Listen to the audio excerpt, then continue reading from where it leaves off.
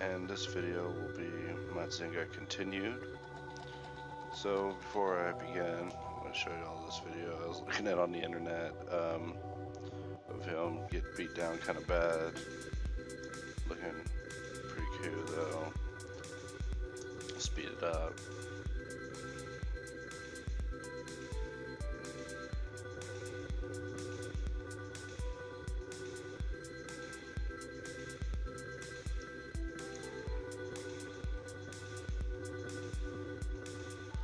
Alright, so the main focus of this video is going to be UV unwrapping and fitting this entire robot on one square.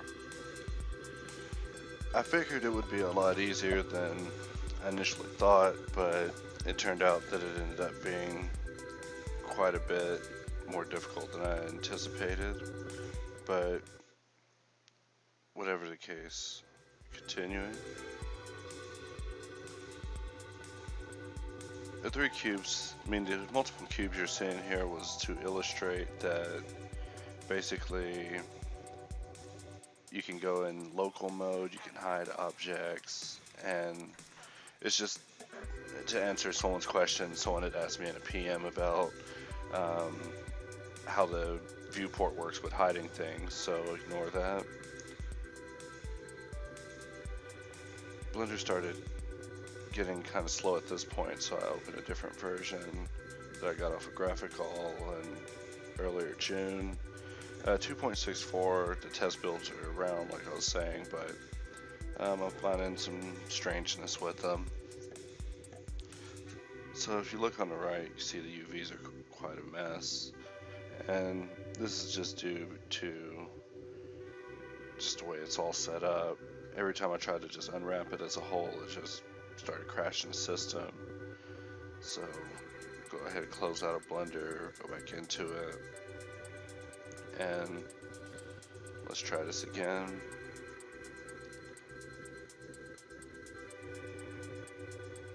At this point, I pretty much wised up and realized that I should just do it by pieces. So I have to go through every component of this entire model and lay its pieces out as UVs, which, as you could imagine, was quite a pain. But there was a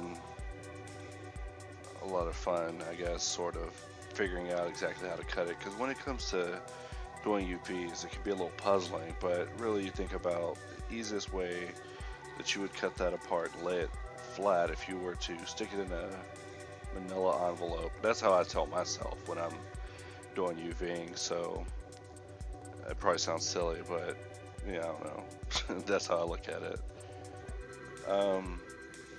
Doing the face mask in the front was especially a pain. Trying to lay seams over the inside to separate all pieces out, but everything's still kind of looping. Even the smart project's not working. So I go in and make sure that it has cuts in all the right places. And maybe I should speed this up, because this video does also cover the rendering and compositing and the texture painting and the materials and all of that.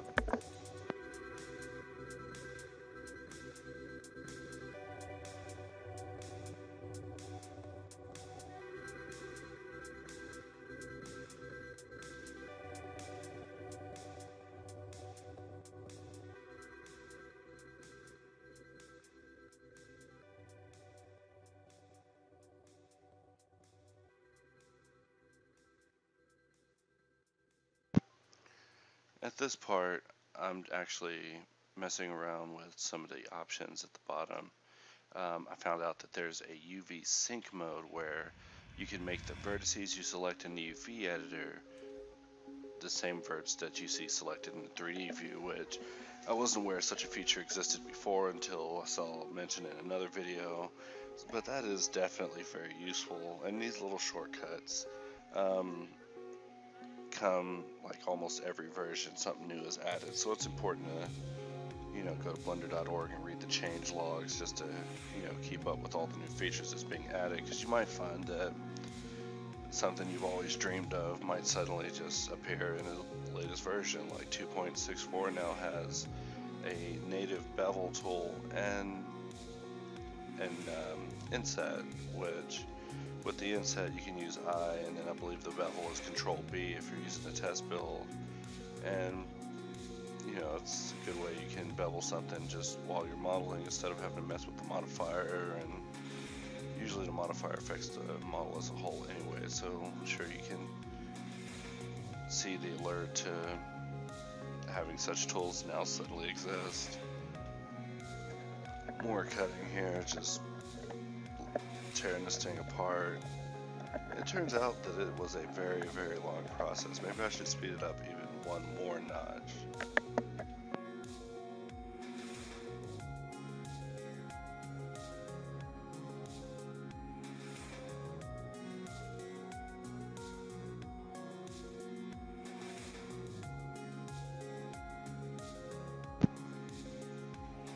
And as you can see, the only buttons I'm pressing is A and L.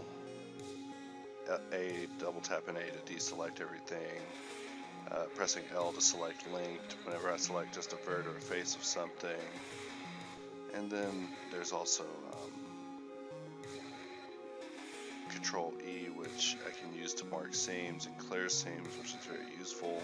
These are all shortcuts that it's a lot easier to learn than it is to just go through the T panel all the time.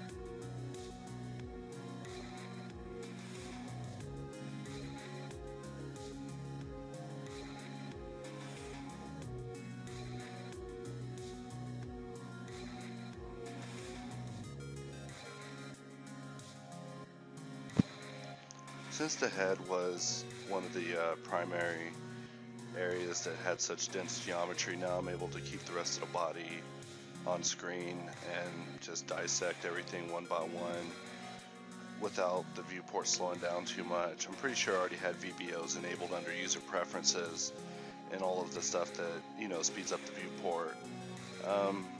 One of the shortcomings of Blender I've noticed really as a program, even though it's not too bad, it has changed my workflow as far as how I go about building models and constructing things. But as far as Blender goes, there is quite a serious vert limit, I guess, for different systems. On my system, if I have more than 200,000 verts, it begins to slow it down. Yeah. In other programs, this isn't as low.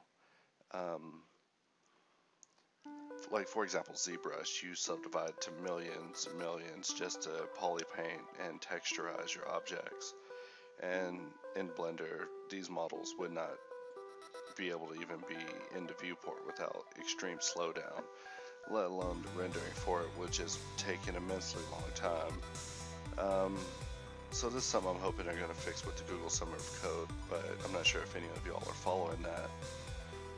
But it is something also worth checking into, because there's a lot of improvements that should be happening to the program over the course of the summer. Right here on the fingers, I've selected all the little bolts with L and decided to smart UV unwrap instead of putting seams in it, which is under the U options, of course. Now the fingers, I also did the same thing. I wanted to just give them little blocks along with these parts, since they're all primarily going to be the same color. They should all just get different little blocks assigned to them, so I don't have to fit such intricate detail to be evenly sized in this whole little square, because it's just a finger, so it should only take about maybe 4 of those little boxes out of that whole grid, in my opinion. But there's a lot of other ways I could have done this. I realized at the end, I realized going through all of this was silly, but since I started, I figured that it would just be a lot easier to just have it continue and just finish unwrapping this thing. But with something like this, if I were modeling it, I'd probably unwrap it as I go, just to minimize on having to do so much work like this at the very end. But now I'm done. So now I make a duplicate of the robot. I subdivide it edit mode, and now I'm in vertex paint mode, and I chose under mesh dirty vertex colors, which gave it a finish like it's been shaded or at least dirtied. And this was for something else where I was going to make the paint look a lot dingier instead of him looking like a brand new robot fresh out of the factory. But I saved this out to a PNG by pressing F3 over the UV editor. Also, in order to bake it, gave it a material that showed the vertex colors and set to shadeless and just baked a full render, and that's how I got that original picture. Right here, I'm creating one separate shadeless material for every color so I can pretty much paint this as quickly as I can. So I'm just selecting each part with L. An interesting thing about when you select things with L is if you have it in face mode and you select it, you might only get certain pieces that are from, like if you cut a complete piece out of another part of the same manifold mesh, you'll still end up with a partial selection if you're in face mode when you press L. So switching to vertex mode helps. And in addition to that, switching to vertex mode and just pressing Ctrl L to select linked will also select the rest of the mesh if you have just a vertice selected of a selection that you're wanting to make. And this is kind of a little bit of information to be thrown at you kind of fast, but what's happening on the screen is fairly obvious. I'm just assigning different colors to each little part by just selecting it in the material editor and then selecting a loop or a part and hitting the sign. And so this way I can colorize it pretty fast. The idea was to give it UVs, texture it like so, and then bake out one shadeless texture of all of his colors and just modify one material over the whole model while still giving it color variance. I realized that the little spirals in the kneecaps looked goofy, so I removed them. And now I'm baking out the textures. Now it's time to probably slow this down a bit. And now give it its old texture back, close Blender, open Blender to delete all those materials I removed. If you don't have a material assigned to an object and you don't activate for a single user, you will lose it next time you open a file. That's something that used to frustrate me, but I guess it kind of makes sense. Right here I'm bringing in an HDRI image I just found on the internet and mapping it to the reflection with screen. So that way all it does is just gives it the light from it, the brighter colors, instead of overlaying it with the full image. So when I render it, it looks like it's extremely reflective without me having to actually enable reflectivity. However, the HDR that I'm using here is probably not good suited for this, as you'll see all throughout the remainder of this video. I probably should have just removed it at some point, but it's easier than just putting a bunch of lines and out there for it to reflect and adding to the render time. So faking reflections can save you a couple of seconds or minutes depending on how intensive the scene is. Right here at an actual mirror, begin to shrink the specularity, give it a harder specular. And at this point the robot's starting to look fairly pleasing, even though the reflections that it's giving that are fake are still bothering me. Later on I'll adjust them, maybe remove them, get an instant message. Now I'm trying to give them a different pose. For the last couple of hours I had been sticking with the same pose, so now I'm going to give them a different one, so that way maybe be less boring, looking at the same thing forever. I don't know, it happens to me sometimes. I don't know what kind of pose I'm going for here. I guess like a yeah, about the Kung Fu kick or something, looking up at the sky, reaching up, curse you God, you know, why am I in here, you know, whatever this robot has to say. Maybe he's cursing those guys who was beating him up at the beginning of this video. Right here I'll slow it down and back up actually.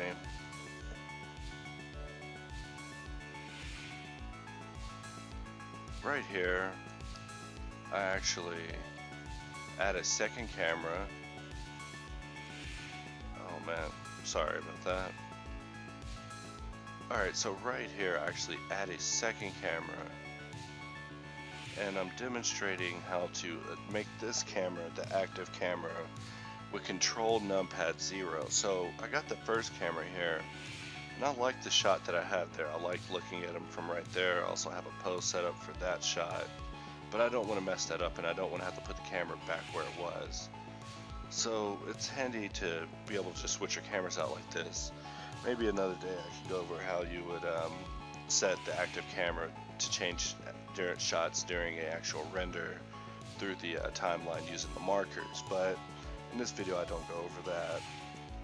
And so right here I'm just setting up the camera, Control Alt Numpad 0 to get to look at whatever you're looking at in the viewport.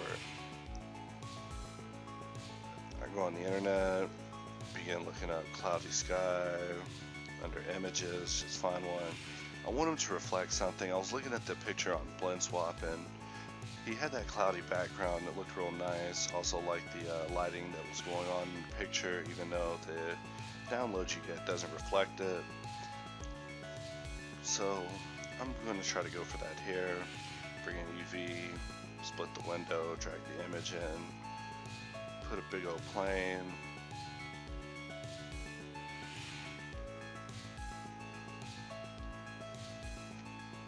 And of course assign the image to it in the viewport, then assign the material for it, and then assign the image for it as a texture so it shows up in the render. And of course using the UV coordinates. In the viewport the robot looks kind of sinister. I'll pause it, and I'm back, and here we are with the finished result. And right there, the robot's looking pretty good. There's still a couple of things that I'm not pleased with, but we'll deal with that. For one, I don't think the clouds span far enough on them, so I bring them down lower, and I believe I make it bigger at this point, or no, I just render it again, making sure the camera is not covered up by the image plane up there, because then I just get a black render. And when I first started, those things used to happen all the time, and it puzzled me.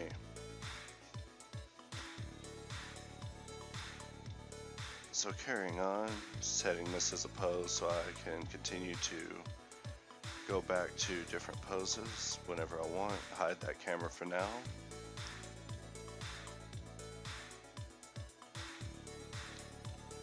I began trying to set the foot up. I realized that with the rigging there might have been some mistakes in the copy rotation constraint that I'm using to mirror the foot bone at the bottom.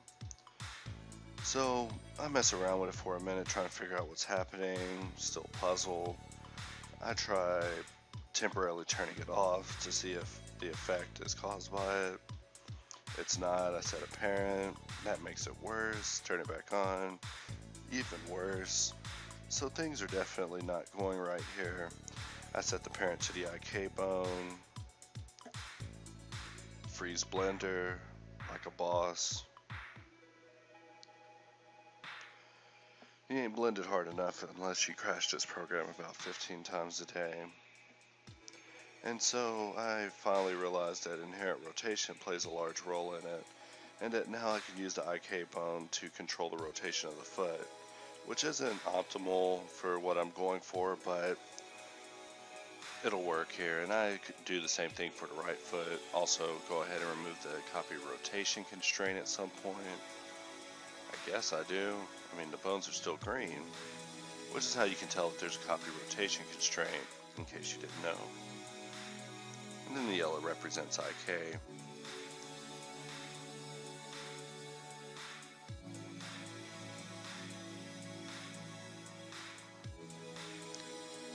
And of course, he's got to be reaching up at you, the viewer.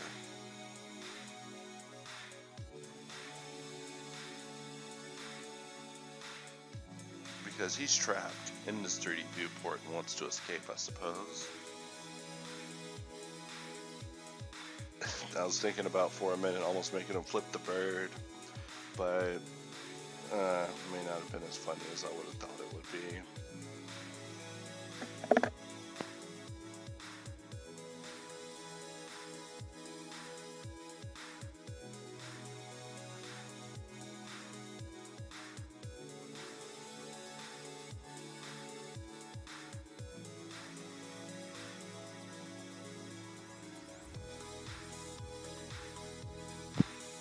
render them out, I'm comparing the two, whap, whap, whap, whap, whap, whap. And it's definitely looking better, but I see the clouds are ending at a point. So something's got to be done about that. Also began messing with the mirror.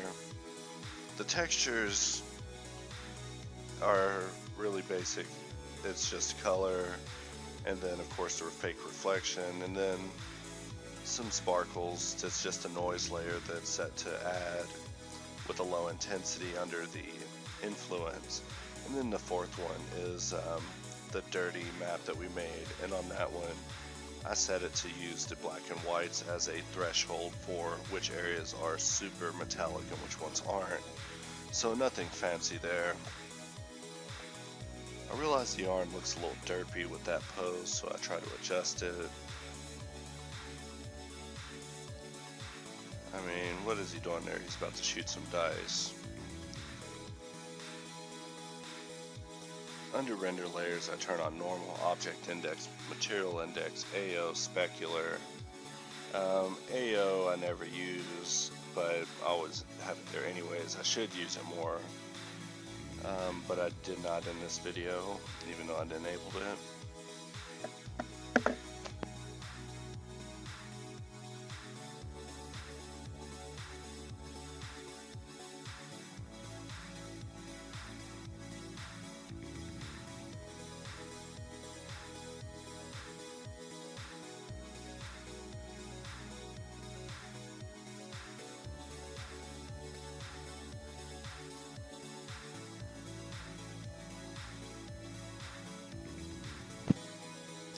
I was going to attempt to add depth of field to the render, so I select the pawn on the finger, Shift S, snap the selection to snap the cursor to selected, then just added an empty with Shift A, add empty, and then on the camera I selected the empty as the focal point, so that later on in the compositor that I'm able to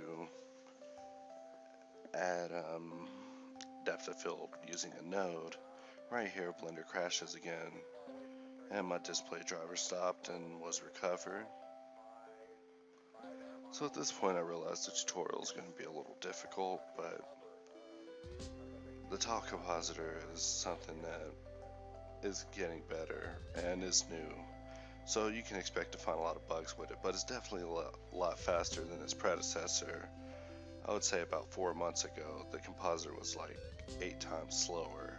Like, it was horrible. So I changed the ray trace to approximate, enable 2 passes, error at 0.75 and the correction at 1. And that gives me a slightly cleaner looking final result without the graininess of the AO. And now on to compositing. So this part I was the most excited about with the video. Like, this is my favorite part of the whole creative process, is making the model, then going in and doing these procedures with it. So I get an ID mask and isolate the eyes. Usually the first node I add is a mix with the intensity of 0, so it does nothing. And that's all it does, is nothing. If you put a mix with an intensity of 0, all it is an adapter, because I don't want a trillion nodes connecting to the render layer. It's easier to connect them to the mix, so if I ever wanted to, I suppose I could just replace the render layer. Right here, I multiply the ID mask against the image to separate just the eyes from the picture, add a blur.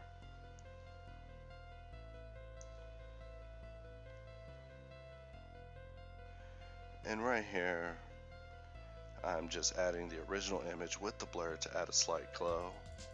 And I'm going to do this repeatedly, just continuously adding and expanding to give it a more profound glow. And when I think I've had enough, I bam, do it one more time.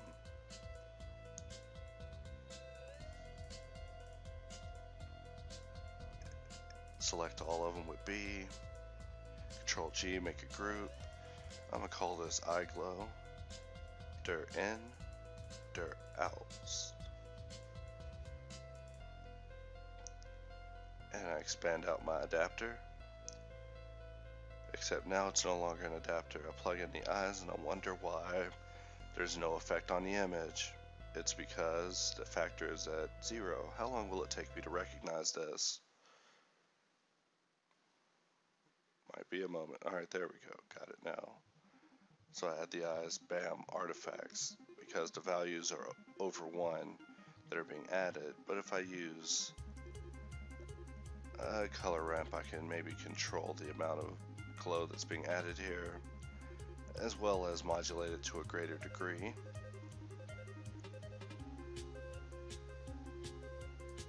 And so now I got the glowing eyes. So look at the top series of nodes as the actual journey, and then look at the bottom nodes as a secondary adventure. Right here, now I'm separating I'm using the ID mask of the actual robot himself, separating him from the background.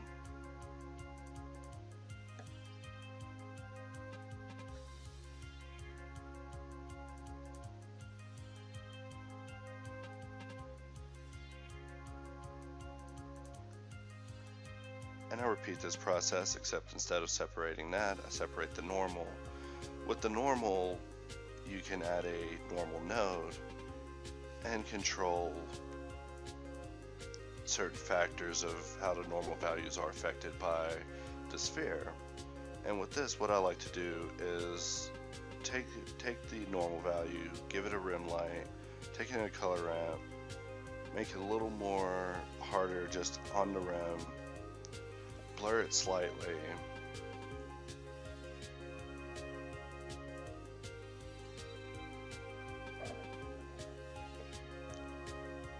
and then add it back to the original image. So now this is the journey that we're going through to get the rim light.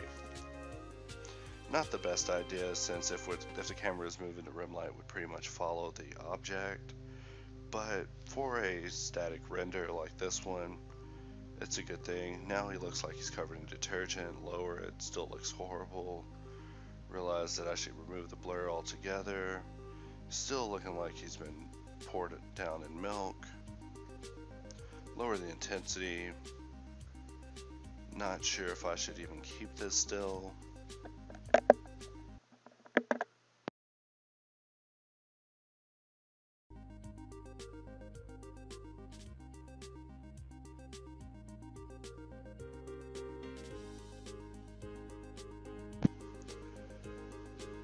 Use the RGB curve to just quickly curve the effect of the white, maybe make it more intense. Give it a twitch of red, and that'll give it a red rim, like this picture actually needs it. However, there is still much compositing to be done here, so now it's on to the specular layer. This one is only going to show me the areas that are highly highlit by the lights in the scene. So now I add a glare node, get some nice little sparkles here, up the streaks to 6. Now I'm going to add that and interject it into my middle line, which is my main line that I'm adding effects to. And so the robot looks like he's ready to be sold. All shiny, brand new, fresh off the dealership. So I begin turning down the effects of the glare a little bit.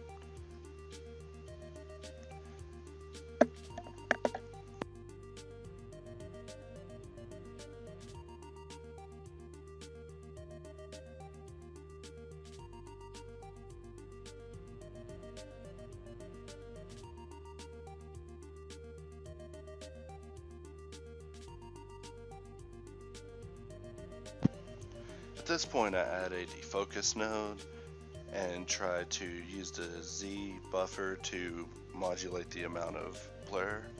However, for some reason, it wasn't working with the tile compositor, so I just abandoned the idea altogether, because it's a very processor intensive node, and if it's not going to work, it doesn't need to be in the conveyor line.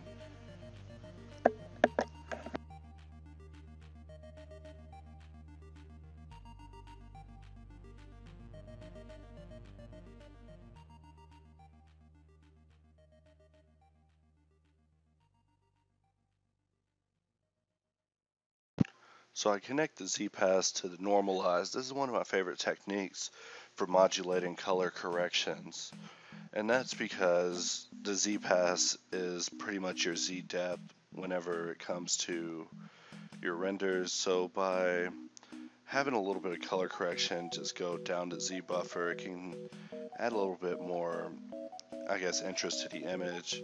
It's something I've always messed with. It's popular in a lot of other programs, and so it's something I try to practice here. As you can see, the hand closest to the top of the screen is brighter than the bottom of the feet, which aren't even shown because they're black. So the more I tune the color ramp, the farther up the robot I can reach as far as the color. And so I've added in a color balance, and I'm just playing with the different values here to see what I can pull out.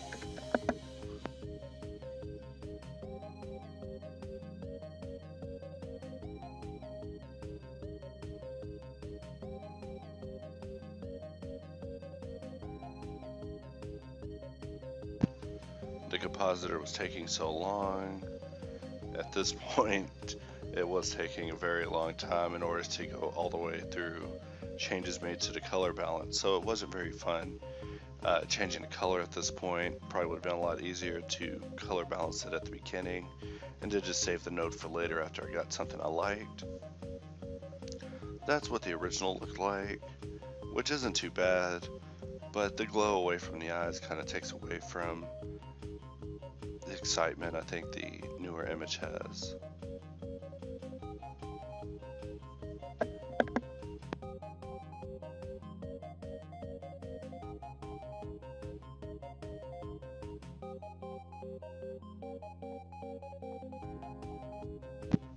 This part is where I switched back to my old camera that I had for the default shot, and then I reposed the robot in his original pose that we had at the beginning where he's bro-fist in the camera. Well, I guess he's bro-fist in all the cameras, but whatever. And since the Z-Pass is purely dependent upon the distance you are from the object as far as your color ramp modulations, I messed up all of my well-tuned adjustments here, and that's why this picture is now looking like this. So here I am trying to fix it because it's way too dark. The red glow gives him a look like, I don't know, like he's from a comic book or a sticker pasted on a computer or something. I don't know.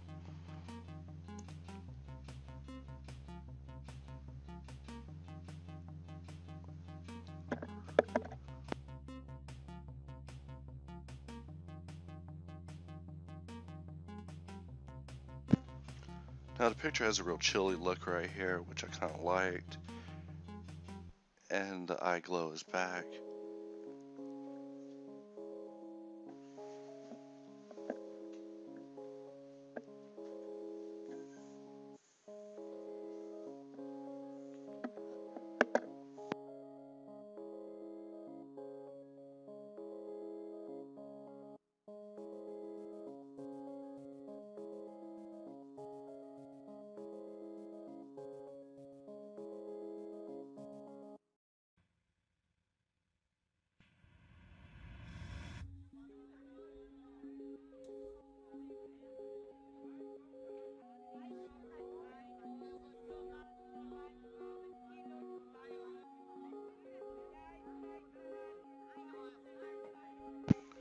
So more adjustments to make it now fit the new angle that I'm using the camera from with these nodes.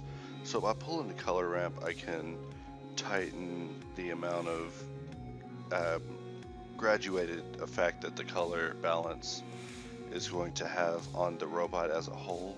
So where it's getting darker, it will be affected less, and where it's white, it will be affected more. And so I want the front to be a little bit wider than the back, but I definitely want the hand furthest at the camera to be affected the most.